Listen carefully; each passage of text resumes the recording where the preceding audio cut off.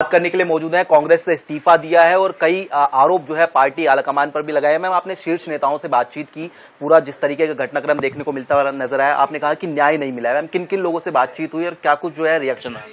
जब ये घटना मेरे साथ हुई और मुझे छत्तीसगढ़ कांग्रेस के मुख्यालय में 3 आदमियों द्वारा बंद कर दिया गया, मैं चीखती रही, चिल्लाती रही, भागती हुई, अपनी जान बचाती हुई जब नीचे पहुंची, तब मैंने सबसे पहला कॉल सचिन पायलट जी को किया। अगला कॉल मैंने भूपेश बघेल जी को शायद किया, मतलब मैं ऑर्डर में नहीं याद आ रहा, पर सचिन पायलट जी को मैंने सबसे पहला कॉल किया, भूपेश बघेल जी को किया, मैंने जयराम रमेश जी को किया, पवन खेड़ा जी को किया, मैंने विनोद वर्मा जी को किया, सबको मैंने कॉल करे, लेकिन मुझे कहीं से न्याय नहीं मिला। कईयों ने फ़ोन नहीं उठाया, जिनका कॉल बैक आया, भूपेश बघेल जी ने कहा छत्तीसगढ़ छोड़ दो।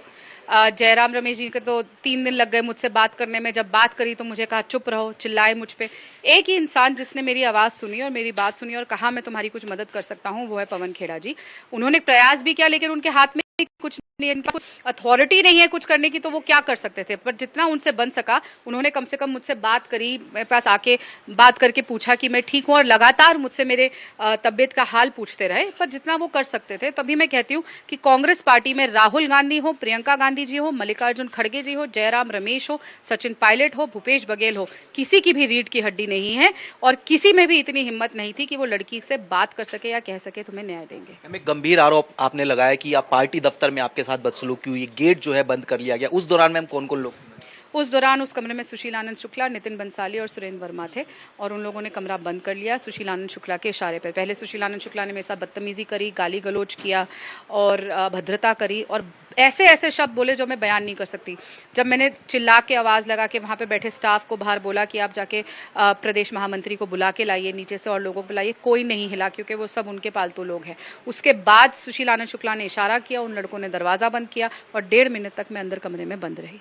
मैम, एक आरोप या फिर कहें कि दीपक बैज जो है प्रदेश अध्यक्ष, वो ये कह रहे हैं कि व्यक्तिगत आरोपों को लेकर जिस तरीके से आप राम मंदिर की बात कर रहे हैं, वो कहीं ना कहीं आड़ नहीं लेनी चाहिए। देखिए, दीपक बैज जी का कहना है कि एक छोटी सी घटना है, ठीक उसी तरह जैसे जांजगीर चांपा के जो कांग्रेस के प्रत्याशी हैं लोकसभा के, उनका भी कहना था कुछ समय पहले उसी कांग्रेस ऑफिस में बैठ के कि एक जो बलात्कार हुआ था वो एक छोटी सी घटना थी। तो जो पार्टी ये कहती है कि बलात्कार छोटी सी घटना है, महिला को कमरे में बंद कर देना और वो भी मुख्यालय में 3 आदमियों द्वारा छोटी सी घटना है, तो आप सोच सकते हैं कि उस पार्टी की सोच कैसी है और वो क्या बात करते हैं। जो अपने घर में न्याय नहीं दे सकते, वो बाहर जाके क्या न्याय देंगे। मैं आपके माध्यम से छत्तीसगढ़ की जनता को अपील करती हूँ कि जो अपनी घर की बेटी को न्याय नहीं दे सके, जो अपनी घर की बेटी को कमरे में बंद कर दिए, जिनको एक बहुत छोटी सी घटना लगी, जो जांजगीर का मंत्री रहते हुए जिन्होंने ये बोला, जो जांजगीर के प्रत्याशी है, वो कह रहे हैं कि रेप की घटना छोटी सी घटना थी और ये सब कांग्रेस के ऑफिस में हुआ था। ये सब लोगों को वोट देने से पहले एक बार सोचिएगा कि क्या आपकी बेटी इन लोगों के हाथों में सुरक्षित रहेगी अगर इनकी सरकार बने। अगला कदम राधिका खेड़ा क्या रहेगा? मैं अंतिम सवाल। देखिए, मैं अपने वकीलों से बात कर रही हूँ कि किस तरीके से मेरे को क्या लीगल रेमेडी लेनी है, उस हिसाब से मैं अगला, और आप लोगों को मैं अपडेटेड रखूंगी।